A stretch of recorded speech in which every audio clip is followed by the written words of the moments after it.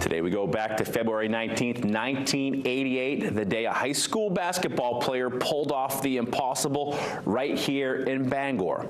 The Ellsworth Eagles were down in the Eastern Maine Class B championship game played at the Bangor Auditorium facing Mattanock Academy.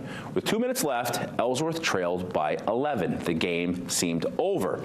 Then something magical happened.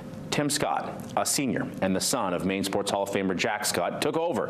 In approximately 1 minute of play, he scored 13 points. 13 in 1 minute. The crowd couldn't believe what they were seeing.